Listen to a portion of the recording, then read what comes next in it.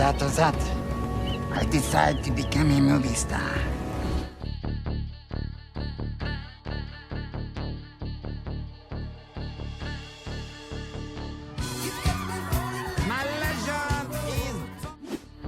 Peter Dinklage est un acteur et producteur de cinéma américain qui a accompli de nombreux travaux remarquables. Notre héros a brisé tous les stéréotypes sur son physique et a atteint la célébrité non pas à cause de sa particularité, mais grâce à son travail acharné et sa persévérance. Dans cette vidéo, nous allons vous raconter la vie d'un petit acteur au grand talent. Mix Show présente Peter Dinklage. Comment vit Tyrion de Game of Thrones et combien gagne-t-il? Peter Hayden Dinklage est né le 11 juin 1969 à Morristown, dans le New Jersey, dans une famille ordinaire. Sa mère, Diane, travaillait comme professeur de musique dans une école primaire et son père, John Carl, comme agent d'assurance. Mais il était au chômage pendant de longs mois. Notre héros avait du sang allemand, irlandais et anglais dans les veines. Au moment de la naissance du Peter, la famille élevait déjà un fils, Jonathan. Dans sa petite enfance, le futur acteur a été diagnostiqué avec une mutation génétique rare, l'achondroplasie. Cette pathologie est un type de nanisme dans lequel la croissance des membres est ralentie. Alors que la tête et le torse se développent normalement, fait remarquable, seul Peter est atteint de cette maladie, le reste de sa famille étant en parfaite santé. À l'âge de 5 ans, le garçon a subi une opération pour redresser ses jambes. Mais les médecins n'ont pas pu en faire plus. À l'adolescence, Dinklage mesurait 135 cm et pesait 35 kg. Il fréquentait une école privée catholique pour garçons, Delbarton. En raison de son apparence, il était souvent humilié par ses camarades, si bien qu'il était coléreux et peu sociable.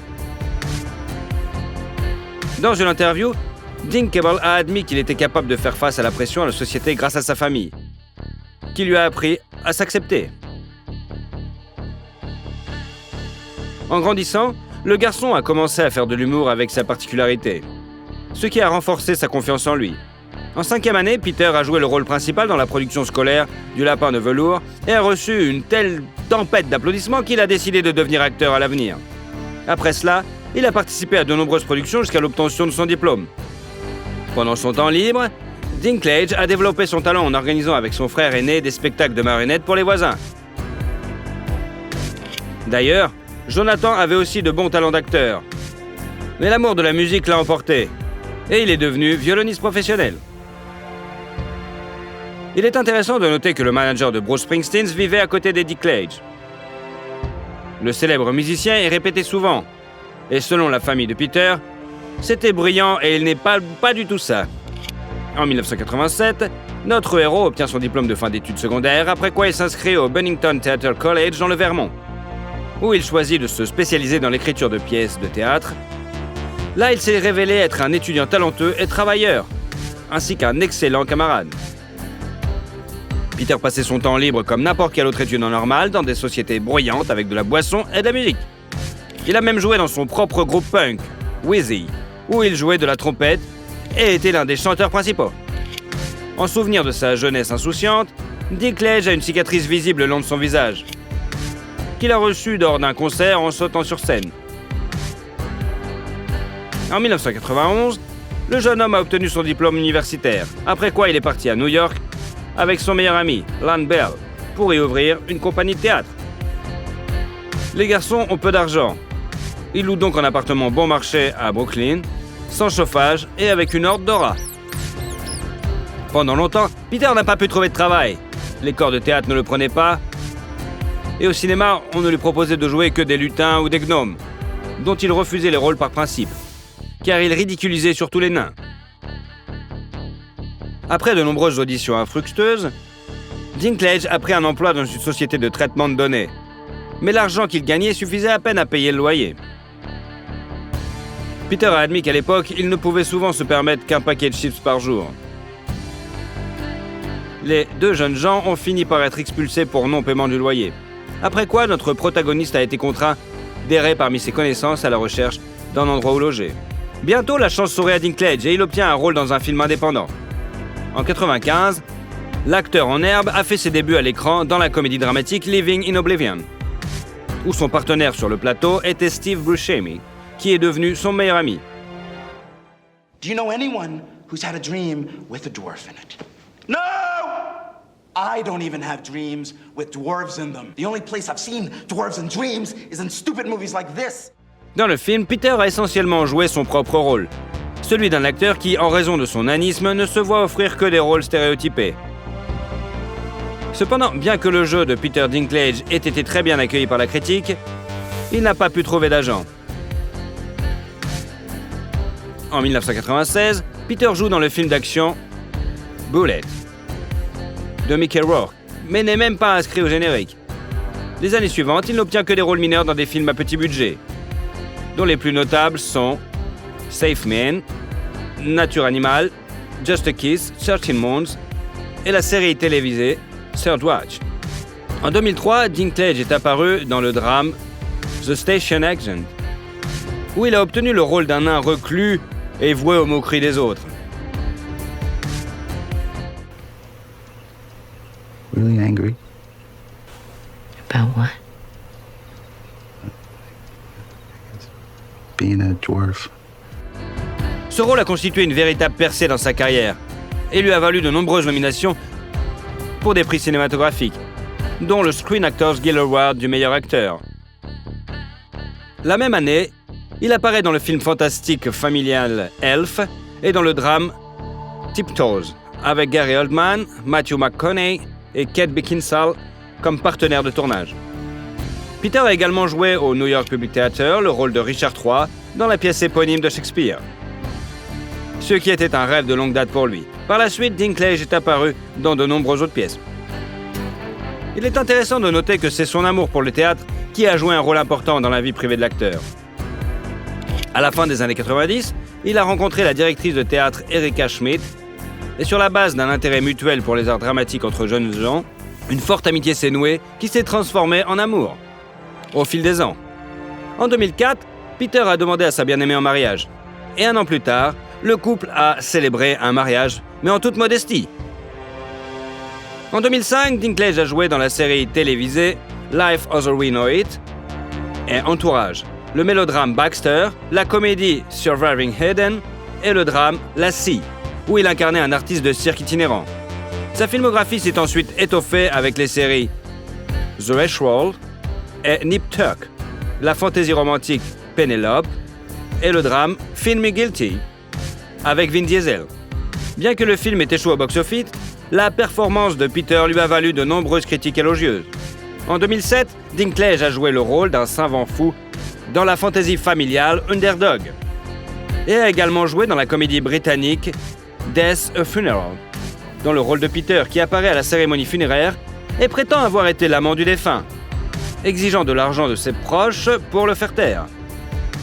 How do you think that makes me feel? No, I'll tell you how that makes me feel. Cheap. Like a cheap slut. Don't you think I deserve something? Le film est devenu si populaire que 3 ans plus tard, un remake américain a été réalisé dans lequel notre héros jouait à nouveau le même personnage, mais avec un casting différent. En 2008, l'acteur est apparu dans Les Chroniques de Narnia, Prince Caspian, où il jouait le nain Thwopkin. Après la sortie du film, les critiques ont été unanimement déclarées que Dinklage n'avait pas réussi à éliminer l'image stéréotypée et lui-même a considéré sa participation à ce projet comme une grande déception. Ensuite, la filmographie de Peter a ajouté des œuvres telles que le sitcom 30 Rock, le drame St. John of Las Vegas, le mélodrame I Love You Too, The Last Ride of Ransom Pride et la tragédie Peter Small's Dead, où l'homme est également agi en tant que producteur exécutif. En 2011, Dinklage est apparu dans la tragicomédie romantique A Little Bit of Heaven, ainsi que dans la série acclamée Game of Thrones, basée sur la série de romans A Song of Ice and Flame de George Martin. What you see is a dwarf. If I had been born a peasant, they might have left me out in the woods to die. Alas, I was born a Lannister of Casterly Rock. Things are expected of me. Fait remarquable, notre héros a été le premier acteur confirmé qui n'a même pas participé au casting. Dans la série, Peter incarne Tyrion Lannister, surnommé le Lutin, qui mène une vie dissolue, on va dire. Après la première de la première saison, Dinklage est apparu sous la couverture de Rolling Stones. Le magazine Playboy l'a qualifié de beau sexy et la publication JQ lui a décerné le titre d'étalon de l'année. L'acteur lui-même est sceptique quant à ces titres car il ne croit pas qu'en réalité les femmes s'intéressent vraiment aux nains. Par la suite, il a eu 7 autres saisons de Game of Thrones, dans chacune desquelles Peter a continué à jouer jusqu'en 2019. Dans une interview, il a admis que lorsqu'il mettait la main sur un script, il commençait à le lire depuis la fin pour s'assurer que son personnage serait à la hauteur de la dernière série. Ce faisant, la popularité de son personnage n'a fait qu'augmenter au fil des saisons. Et il a fini par arriver en 2e position dans le classement des meilleurs personnages, derrière sa sœur à l'écran, Cersei. At some point, I want to hear how a Night's Watch recruit became king in the North. As long as you tell me how a Lannister became hand to Daenerys Targaryen. Long and plaited hair. To be honest, I was drunk for most of it. Par ailleurs, Lena Headey, qui a joué Cersei, est une amie de longue date de Peter. Et c'est lui qui a conseillé au réalisateur de l'inviter pour le rôle. Notamment parmi les acteurs de la série, notre héros est celui qui a reçu le plus de récompenses. 4 Emmy, Golden Globe, Saturn et le Screen Actor Guild Award. Et le New York Times a désigné Peter Dinklage comme l'un des 8 acteurs qui ont fait la télévision une forme d'art. Game of Thrones a été un projet de HBO le plus réussi de tous les temps et aussi le plus cher dans le genre fantastique. Selon certains rapports, les honoraires pour les 2 premières saisons de Peter étaient de $150 000 par épisode. Dans le 3 et le 4e, 300 000.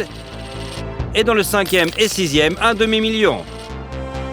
Et dans le dernier, 1,1 million par épisode.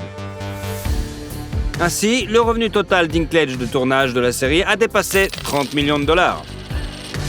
Parallèlement au tournage de Game of Thrones, l'acteur a été impliqué dans d'autres projets, prêtant sa voix au personnage des films d'animation Squad Continental Crack Up Partie 2, Ice L'Âge de Glace 4, Continental Drift, Rick and Mortimer et Angry Birds. Il a également prêté sa voix à Game of Thrones, dans le jeu vidéo bien sûr. En outre, Peter est apparu dans plusieurs films.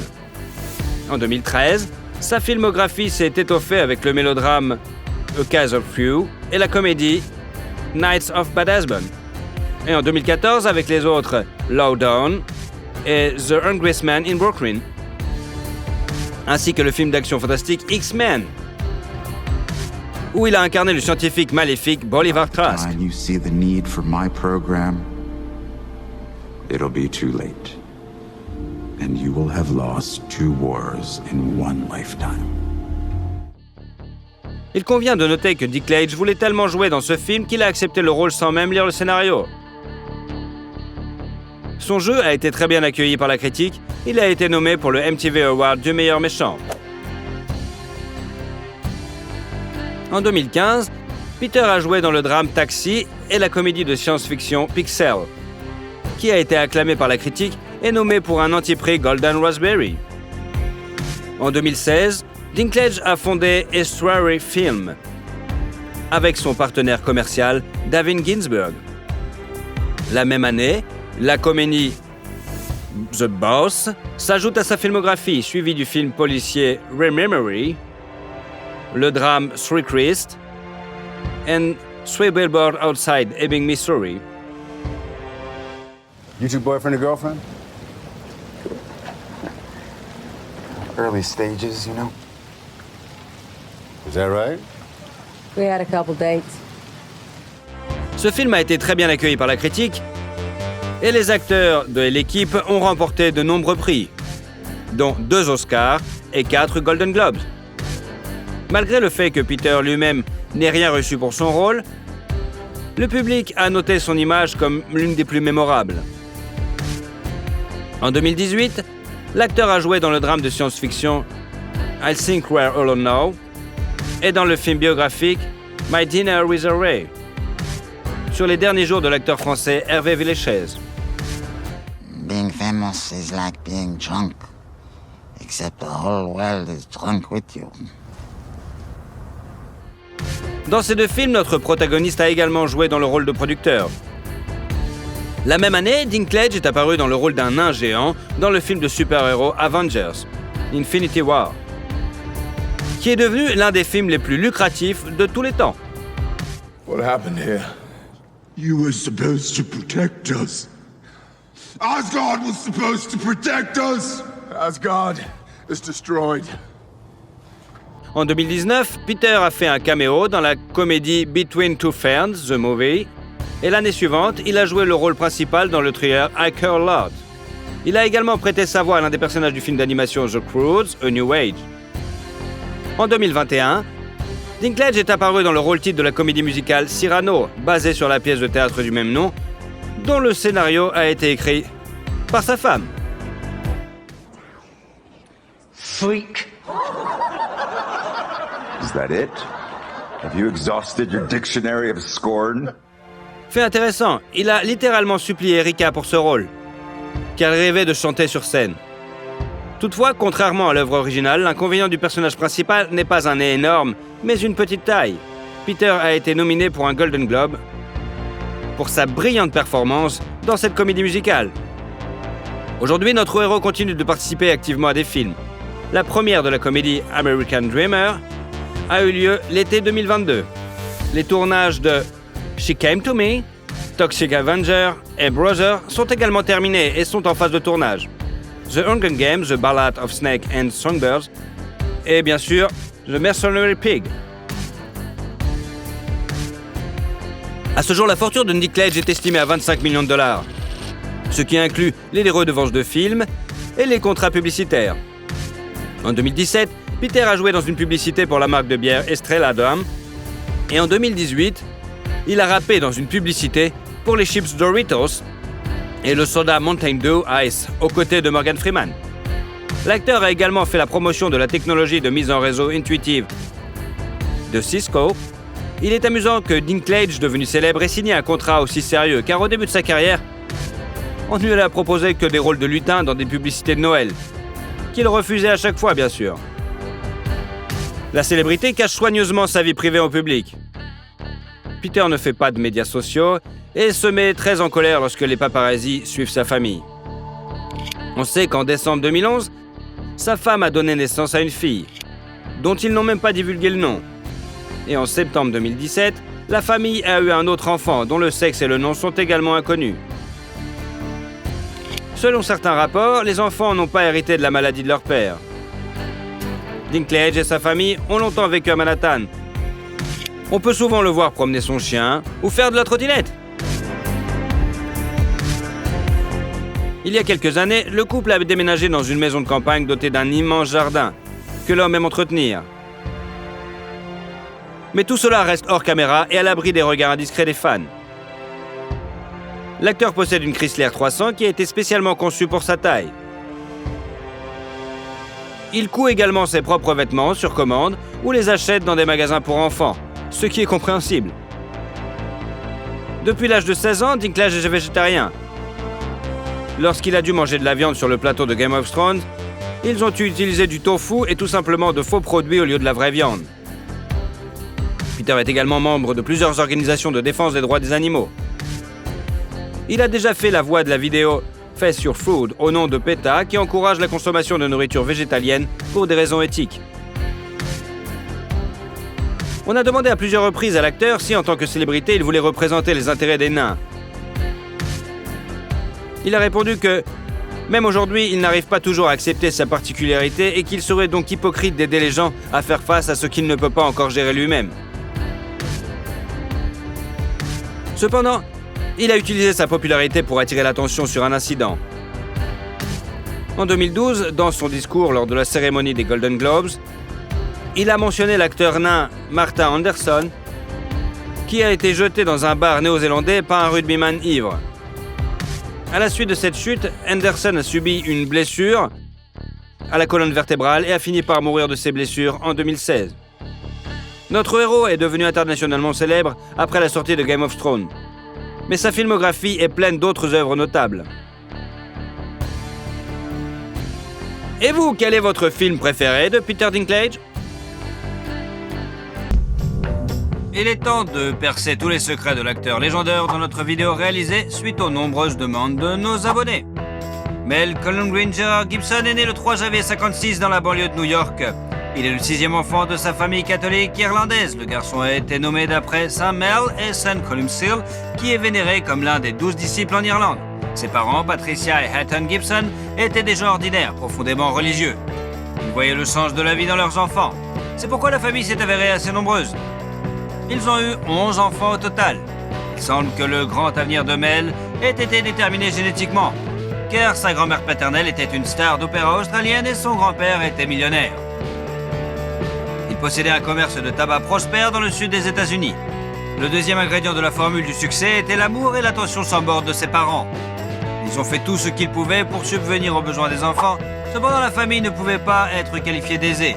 Le père était le chef de train de la New York Central Railroad, où il a été victime d'un accident de travail. Doté d'un QI élevé et d'une volonté de faire, Hutton poursuit son ancien employeur et obtient une indemnité substantielle de 145 000 $. De plus, son esprit vif lui a permis de gagner 21 000 $ lors d'un jeu télévisé international. Cet argent lui a été très utile au moment où les États-Unis s'apprêtaient à entrer dans un conflit guerrier de grande ampleur au Vietnam. Le chef de la famille ne voulait pas risquer la vie de ses enfants qui risquaient d'être appelés sous les drapeaux et il décida de déménager sa famille en Australie. Mais elle a réussi à obtenir son diplôme d'études secondaires et a suivi une formation religieuse parallèle en rêvant de devenir journaliste. Mais sa sœur l'a beaucoup aidé à choisir sa future vocation. Elle savait que son frère était très artiste et aimait faire des farces. Elle a donc posé sa candidature à l'Institut national d'art dramatique de Sydney en son nom. Gibson lui-même n'était pas très enthousiaste à l'idée d'y aller. La veille de l'audition, il s'est saoulé et s'est battu, ce qu'il fait qu'il n'avait pas l'air très en forme. Heureusement, la commission a apprécié ce look rugueux et il a commencé ses études, vivant avec ses amis à Sydney. Parmi ses amis se trouvait le futur lauréat de l'Oscar, Geoffrey Rush. Alors qu'il est encore étudiant, Mel apparaît dans son premier film, Summer City. Il ne gagne alors que 400 $. Juste après avoir obtenu son diplôme, il a commencé à recevoir des offres pour des rôles dans des films, ainsi qu'une invitation à rejoindre la compagnie théâtrale nationale. Ses premiers pas dans ce domaine sont couronnés de succès. Presque simultanément, 2 films sortent en salle. Tim, acclamé par la critique, et bien sûr Mad Max, un film dystopique culte réalisé par George Miller. It'll take you 10 minutes to hack through it with this. Now, if you're lucky, you can hack through your ankle in 5 minutes. Go. Le road movie sinistre a apporté la célébrité à l'aspirant acteur qui a gagné 15 000 $ australiens pour ce rôle. Finalement, Mad Max s'est avéré être le film australien le plus réussi, avec plus de 100 millions de $ de recettes dans le monde entier. Au début, le jeune acteur ne s'attendait pas à obtenir le rôle principal car il s'était présenté à l'édition après une nouvelle bagarre. Son visage était tuméfié à cause des bleus et des écorchures. C'est pourquoi ils lui ont conseillé de revenir quelques semaines plus tard pour essayer d'obtenir le rôle d'un des bandits. Après s'être ressaisi, Mal est revenu à l'audition et lui a proposé d'essayer le rôle de Max. Personne ne s'est rendu compte que ce beau jeune homme était là avant, avec la gueule de bois et complètement défoncé. Le destin a offert à Mel un cadeau après l'autre, et cette fois, il a eu la chance dans sa vie personnelle. Il a rencontré une charmante assistante dentaire, Robin Moore. Le couple s'est rencontré à Adelaide. L'acteur y est venu en tournée avec le théâtre, mais il existe aussi une vraie version selon laquelle ils se sont rencontrés avec l'aide d'une agence matrimoniale. Il a peut-être dû recourir au service des marieurs professionnels parce que dans sa jeunesse, Gibson souffrait d'un complexe d'infériorité. Il avait beaucoup de relations éphémères, il se battait beaucoup, qu'il buvait beaucoup et qu'il s'attirait toutes sortes d'emmerdes. Après une nouvelle bagarre, Mel a frôlé la mort et c'est ce qui l'a poussé à changer de vie. En 1980, Mel et Robin se sont mariés. Leur mariage a été très solide et a duré près de 30 ans. Ils ont eu 7 enfants, 5 fils et 2 filles. Ayant trouvé en sa femme un refuge fiable, Gibson part à la conquête des écrans. En 81, il joue dans Mad Max 2, The Road Warrior de Miller. 2 days ago, I saw a vehicle that had hauled that tanker. You want to get out of here? You talk to me. Le film est bien accueilli par le public et salué par la critique. Il est cité comme l'un des meilleurs films de l'année, mais il a gagné 120 000 $ pour le tournage. Parallèlement, il a joué dans plusieurs films à succès. Un drame de guerre, Gallipoli, sur les difficultés de la Première Guerre mondiale, pour lequel Gibson a gagné 35 000 $. et Attack Force Z, un film d'action sur la Seconde Guerre mondiale, qui a rapporté à l'acteur 1000 $ australiens, ainsi qu'un drame romantique intitulé L'année de la vie dangereuse, dans lequel il a joué avec Sigourney Weaver. Au cours des 2 années suivantes, Gibson a secoué Hollywood comme un ouragan. Il joue dans un film de premier ordre après l'autre. En 1984, un drame d'aventure, The Bounty, est sorti, puis l'acteur a joué dans le film dramatique The River, qui a nommé plusieurs Oscars, et dans un film dramatique intitulé Mr. Sofa. La popularité de l'acteur lui a valu un contrat d'1 million $ avec une brasserie japonaise appelée Asahi. Selon ce contrat, l'acteur était tenu d'apparaître régulièrement en public avec une canette de bière.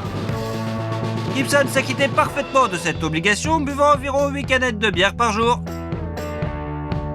Et lorsqu'on lui conseillait de remplacer la bière par du thé ou de l'eau, il refusait. Ce contrat s'est probablement retourné contre Gibson, car pendant cette période, il a perdu son permis de conduire pendant 3 mois et a reçu une amende de 400 $ pour conduite en état d'ivresse.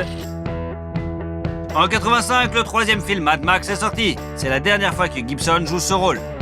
Mad Max Beyond Thunderdome était spectaculaire et plein d'action.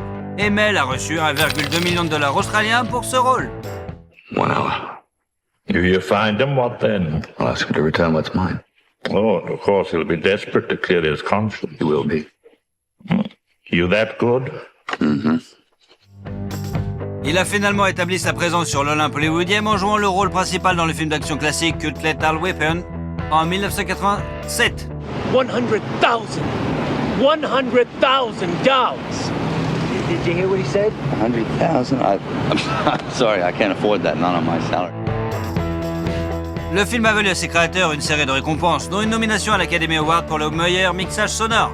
Martin Riggs, magistralement créé par Mel, est l'un des meilleurs personnages de cinéma selon le magazine Empire. Ils ont filmé un début alternatif dépeignant le personnage principal comme une personne moins sympathique, ainsi que la fin. Ils ont été inclus dans la version DVD. Le succès du premier film a incité les producteurs à faire une suite, et de la deuxième partie à la franchise, Gibson a joué dans un film policier, Tequila Sunrise. Après la fin du tournage, L'Arme Fatale 2, en 89, il est devenu évident qu'il n'était pas commercialement raisonnable de tuer ce personnage, et le scénario original a été réécrit pour permettre la réalisation d'un autre suite. La franchise compte au total 4 films. And Riggs, one more thing. What? You know what that says? Yeah, same thing as that, but I don't give a... Mais elle a dû refuser le rôle de Batman pour pouvoir jouer dans la suite.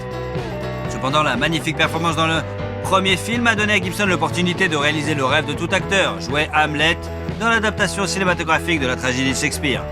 La scène de la tentative de suicide de Riggs a laissé le réalisateur Franco Zeffirelli sans voix, et il ne voulait que Mel pour jouer le rôle principal. Aucune des grandes sociétés cinématographiques ne voulait financer l'adaptation.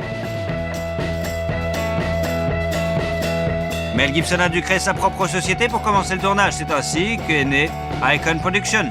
Elle a produit plus de 20 films. Mel Gibson a utilisé comme logo un fragment de l'icône de la Vierge de Vladimir.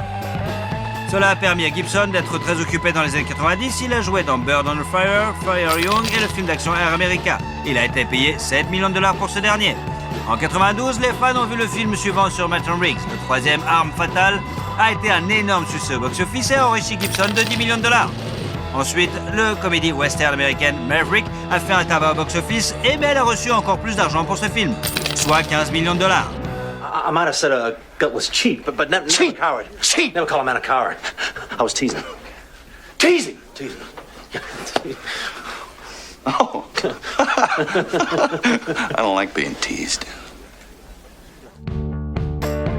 Par ailleurs, l'ambition australienne cessait à la réalisation. Il tourne son premier film et il joue le rôle principal, L'Homme sans visage.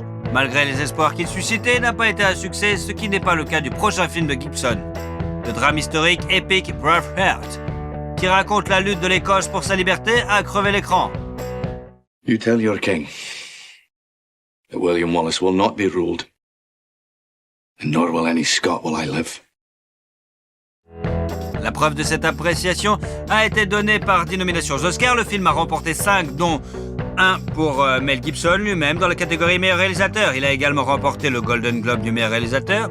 L'histoire de la création du film est pleine de faits amusants. Par exemple, le personnage de Mel n'a que 20 ans selon le scénario et l'acteur lui-même avait 38 ans au moment du tournage. À l'origine, le film devait être beaucoup plus horrible, mais des scènes controversées ont été supprimées pour abaisser le niveau d'âge. Les défenseurs des droits des animaux ont eu quelques problèmes avec le film car ils ne croyaient pas qu'aucun cheval n'avait été blessé pendant le tournage. Gibson a réussi à se sortir du scandale en prouvant que certains chevaux avaient été mécanisés. En 2000, lors d'une vente aux enchères spéciale, l'épée utilisée par Gibson pendant le tournage a été vendue pour $170 000. En 1995, Mel s'est essayé à l'animation et il a participé à 2 projets en tant que comédien, Casper et Pocahontas. Juste après, Gibson a joué dans des films à suspense pour lesquels il a reçu $20 millions. Crimson et Conspiracy Theory. En 1998, L'Arme Fatale 4 sort sur les écrans. Mel bat à nouveau son record personnel et reçoit $25 millions pour ce rôle. En outre, il s'agit d'un contrat publicitaire lucratif avec la société japonaise Subaru et apparu dans la publicité au volant d'une berline Legacy à conduite à droite, traversant Stockholm de New York. D'ailleurs, Mel lui-même a choisi une autre voiture japonaise, une modeste berline Toyota Cressida. Au tournant du siècle, les fans ont vu Mel dans un autre film d'action intitulé Payback et dans The $1 Million Hotel. Il a également interprété un personnage dans Chicken Run. Le drame historique The Patriot a été salué par le public et Gibson a reçu $25 millions pour ce film. I understood you to be a patriot. If you mean by patriot, am I angry about taxation without representation? Well, yes, I am. Il est curieux que Mel ait demandé à que plusieurs modifications soient apportées au scénario. Ils ont ajouté un autre enfant aussi, ce que le personnage avait, parce qu'à ce moment-là, même lui-même avait 7 enfants. Le film Ce que veulent les femmes occupe une place particulière dans la carrière de Mel. Do you ever consider dating a woman who wears real underwear? You know, the kind that covers the entire bottom the way it's supposed to. No, but if I ever do, should I give you a call? Adepte des canulars et des farces, il a brillamment interprété le rôle d'un charmant homme à femme qui a acquis la capacité d'entendre les pensées des femmes après avoir été électrocuté. Le film comique a connu un succès retentissant, récoltant plus de $374 millions au box-office mondial. Il a été classé 4e parmi les films les plus réussis de l'année 2000. En même temps, Mel s'est retrouvé dans une guerre pharmaceutique à grande échelle menée par le département de la santé et des services sociaux des États-Unis. Celui-ci tentait de restreindre la consommation de vitamines par les Américains. En guise de protestation, Gibson est apparu dans une vidéo dans laquelle son domicile est perquisitionné par une kid du SWAT. L'acteur, vêtu d'un peignoir et tenant un récipient de vitamine C, dit à l'équipe d'intervention « Ce ne sont que des vitamines, ce ne sont que des vitamines ». Depuis le début des années 2000, Gibson n'a pas été très actif en tant qu'acteur. Il est apparu dans des films tels que Signs and We Were Soldiers, qui lui ont rapporté $50 millions au total. Dans une comédie policière musicale, The Singing Detective, et dans la série télévisée Complete Savage. Mais elle consacre de plus en plus d'énergie et de ressources à ses propres projets, principalement en tant que réalisateur. En 2004, son film épique sur la Bible, La Passion du Christ, a été véritablement un véritable événement. Ce film a choqué le public en décrivant les 12 dernières heures de la vie de Jésus-Christ. Les dialogues de ce film ont été écrits en araméen, reconstitués en hébreu ancien et en latin. Après la sortie du film, Gibson a proclamé que le Saint-Esprit était le véritable créateur du film et qu'il n'en était que le vecteur. Il a même fait don de $100 millions à l'Église catholique. Le tournage a été très difficile, l'acteur principal a été constamment blessé, notamment par la foudre. Pour rendre le film plus authentique, ils ont décidé d'éviter d'utiliser des images de synthèse. Le travail a été fait exclusivement par des maquilleurs qui ont passé 10 heures dessus. De plus, l'acteur qui jouait Jésus a reçu de vrais coups et a porté une vraie croix en bois pesant 154 livres. Et grâce à cette approche désintéressée et rigoureuse, le film s'est avéré grandiose. Toute la société a été choquée, y compris le pape Jean-Paul II, qui a fait l'éloge du film. Et la fille de Gibson, Anna, a été tellement impressionnée qu'elle a même exprimé le désir de prendre la voile et de devenir religieuse. Les recettes phénoménales du film n'ont pas été une surprise. Il a rapporté $609 millions dans le monde entier. C'est pourquoi il figure toujours dans le top 10 des films classés les meilleurs, qui ont rapporté le plus d'argent. Après le tournage, Mel a décidé d'acheter l'île verdoyante de Mago, située dans l'archipel des Fidji et mesurant 8 km², pour $15 millions. Il a déclaré qu'il avait l'intention de préserver l'état original de l'île pour les loisirs, et il est resté fidèle à ses paroles. Les images satellites ne montrent qu'une piste d'atterrissage en terre, la maison de Mel Gibson dans la partie nord de l'île et les maisons des habitants qui sont payées par l'acteur. Le prochain projet d'envergure de la société Icon est le film mystique Apocalypto, basé sur les mythes et légendes historiques de la tribu Maya. Gibson était le producteur, le réalisateur et le scénariste du film. Comme pour le film précédent, Mel a essayé de le rendre aussi authentique que possible et n'a pas fait confiance aux images de synthèse pour faire le travail. Le film a été tourné principalement dans l'état mexicain de Veracruz et les pyramides ont été reconstruites de manière très proche des originales. Dans le film, les Mayas sont dépeints comme un peuple très cruel, ce qui a été critiqué par de nombreux historiens. Des représentants de l'une des communautés ethniques ont déposé un rapport auprès de la Commission des droits de l'homme de l'État du Yucatan. Parallèlement, un énorme scandale a éclaté lorsque Mel a de nouveau été arrêté pour conduite en état d'ivresse. Cette fois-ci, la star de cinéma a agi de manière vraiment inappropriée en criant des slogans antisémites et des insultes raciales. Ce coup d'éclat a failli ruiner la réputation de Gibson, mais il s'en est sorti en s'excusant publiquement, parlant des erreurs de jugement qu'il commet de temps à autre. Après cet incident, Gibson s'est retiré dans l'ombre pendant 10 ans et n'a pas tourné de film. Assoiffé de solitude, Mel a acheté en 2007 un manoir avec un terrain de 400 hectares sur la côte de Costa Rica. Il avait envisagé d'acheter un morceau de ce terrain pittoresque lorsqu'il était à la recherche d'un lieu de tournage pour Apocalypto. Il l'a acheté pour 26 millions de dollars. Ce ranch se compose d'une villa entourée d'une forêt tropicale et d'un joli jardin. La maison comprend plusieurs chambres classiques de style colonial, des salles à manger en bois et bien sûr, une piscine. Plus tard, Mel a essayé de vendre la maison pour 35 millions de dollars. Après tout, M. Gibson n'est pas seulement un grand acteur, c'est aussi un bon homme d'affaires, bien sûr. Il sait comment vendre. En 2007, il a vendu pour 40 millions de dollars une autre maison de style Tudor dans le Connecticut qu'il avait achetée en 1994 pour 9 millions de dollars. Cette demeure de 15 chambres, semblable à un château, est entourée d'un jardin d'une beauté époustouflante et les intérieurs du salon, avec cheminée, de la bibliothèque et de la salle à manger, sont d'une richesse saisissante et d'un charme désuet.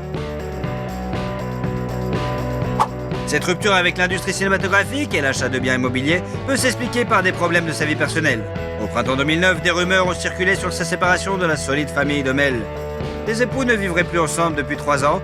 Peu après, Gibson s'est présenté à la première de X-Men Origins Wolverine avec une pianiste et chanteuse russe, Oksana Grigorieva. Cette dernière a rencontré Gibson lors du tournage de l'un de ses films et très vite l'acteur amoureux est devenu le producteur de son album. En théorie, il veut que cette rencontre ne soit pas le fruit de hasard, mais qu'elle ait été organisée par l'entremetteur Peter Listerman, connu dans certains milieux, mais cette information n'est pas du tout confirmée. Après l'apparition commune de la nouvelle grossesse de 4 mois d'Oksana, Robin a demandé le divorce et a obtenu la moitié de la valeur nette de l'adultère, soit 850 millions de dollars. En outre, Mel doit verser la moitié de ses revenus à son ex-femme et plus tard, elle a obtenu 2 manoirs à Malibu d'une valeur totale de 22,5 millions de dollars. En fait, l'indemnité de rupture des Gibson est considérée comme l'une des plus importantes de l'histoire d'Hollywood. Intéressant, non? En octobre 2009, Mel et Oksana ont eu une fille qui est devenue le 8e enfant de l'acteur. La nouvelle famille, avec le nouveau-né Lucy Ann, vit dans un manoir de 11,5 millions de dollars situé bien sûr à Malibu. Mel a acheté la maison à son ami David Duchovny, mais la vie de famille n'a pas fonctionné et après 18 mois, le couple s'est séparé. Quelques mois plus tard, Grigorieva a déposé une plainte auprès de la police déclarant qu'elle avait été physiquement abusée par Gibson. Une procédure pénale a été ouverte contre Mel, qui a été condamné à 3 ans de prison avec sursis, bien sûr. Une amende de 400 dollars et une interdiction de voir leur fille commune. Le tribunal lui a également ordonné de verser à sa conjointe de fait une indemnité de 750 000 dollars et payer 40 000 dollars par mois jusqu'à ce que l'enfant atteigne l'âge de 18 ans. Par ailleurs, Oksana a obtenu un manoir à Sherman Oaks que Gibson a acheté en 2009 pour 2,4 millions de dollars. Le tribunal a ordonné à Mel de payer les frais d'entretien, mais la femme en voulait plus et elle a publié sur les médias sociaux un enregistrement d'un appel téléphonique entre elle et Mel, au cours duquel ce dernier a proféré des insultes racistes. Cette affaire a failli coûter à l'acteur sa carrière et sa réputation. De nombreuses personnes se sont retournées contre lui. Mais pas Johnny Foster, Robert Downey Jr., Robert Rodriguez et Sylvester Stallone. Ils l'ont aidé l'acteur et grâce à Rodriguez et Stallone, ils ont pu apparaître dans des films tels que Machete Kills, où il a joué un méchant pour la première fois, et The Expendables 3. He thinks I'm joking. I'm not joking. You should see me when I'm angry. You'd be very impressed, then very dead. À la suite de ce scandale retentissant, le tournage du film d'action Gadget Gringo a été retardé et la première du drame excentrique The Beaver a été annulée. La première était prévue en décembre 2010 compte tenu des nominations aux Oscars, mais le film n'est sorti qu'en mai 2011. La première a été un flop, le film a échoué au box-office et pour couronner le tout, en 2010, l'acteur a eu un accident de voiture. Il a écrasé sa Maserati contre une falaise rocheuse sur l'une des routes de Malibu. Heureusement, Gibson est indemne, ce qui n'est pas le cas de la voiture. Il a dû être remorqué complètement détruite. Après cela, l'acteur a décidé de conduire une Sport électrique très pratique et il l'a conduit depuis plusieurs années déjà.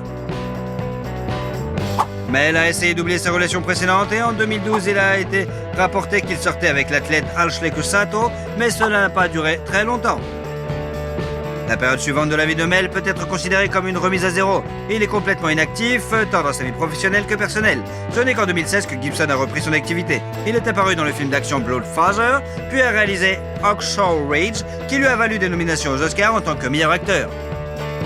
Et il a également été rapporté que sa nouvelle petite amie, Rosalind Ross, est enceinte du 9e enfant de l'acteur.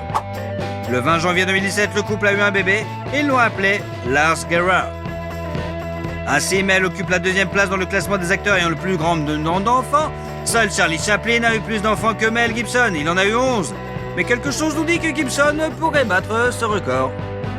Au cours de ces dernières années, Gibson est apparu en tant qu'acteur dans des films tels que Drag Across Concrete, Boss Level, Force of Nature, Dangerous and Daddy's Home 2. Why does a duck have feathers? Why? To cover up his butt quack. Hey, kids, I got a good one for you. 2 dead hookers wash up on the shore. Whoa, shut up. Le film le plus particulier dans lequel il a joué récemment est probablement Le Professeur et le Fou, 2018. Ce film a été produit pendant 17 ans, le processus de tournage a été émaillé de scandales et de procès. Ainsi, la société de production Voltage Pictures a interdit à l'équipe de tournage de se rendre à Oxford, en Angleterre. La raison invoquée était le dépassement de budget et le manque de temps, et le tournage a donc été déplacé en Irlande. Furieux, Gibson ne pouvait pas laisser la société paralyser son film de la sortie. Et il a tenté d'interdire la sortie du film par voie judiciaire, mais en vain. Pour se venger, il a décidé de ne pas participer à la campagne publicitaire. En 2020, le film d'action comique Fat Man, avec Mel Gibson dans le rôle principal. Remember when my bacon went through the vegan sugar-free phase? Yeah. I was lucky to survive it. Must have lost 12 pounds. En 2021, Gibson apparaît dans les films d'action Agent Game, Dangerous and Last Looks. Et l'année suivante, le public peut voir l'acteur dans Father's 2, On the Line, Hot Seat, Panama et Bandit. Après tous les procès et les pensions alimentaires, la valeur nette de Mel Gibson s'élève aujourd'hui tout de même à 425 millions de dollars. Même si selon certaines estimations de sources ouvertes, Mel a reçu la somme record de 450 millions de dollars pour La Passion du Christ et n'a investi que 30 millions de dollars de son argent personnel. Selon les informations les plus récentes, Mel ne reste pas inactif. Gibson sera le réalisateur de L'Arme Fatale 5. En outre, il jouera le rôle principal dans la mini-série The Continental, dont la sortie est imminente. La plus intrigante est la rumeur selon laquelle l'acteur travaille sur la suite de son film épique sur la vie et la mort de Jésus-Christ, intitulé La Passion du Christ, Résurrection, où Gibson serait à la fois réalisateur, scénariste et bien sûr producteur. Nous avons fait de notre mieux pour vous raconter la vie de cet acteur brillant, de ce réalisateur talentueux et de cette personne unique qu'est Mel Gibson. Pensez-vous qu'il parviendra à surprendre le monde avec un nouveau chef-d'œuvre comme il l'a fait avec Braveheart et La Passion du Christ ?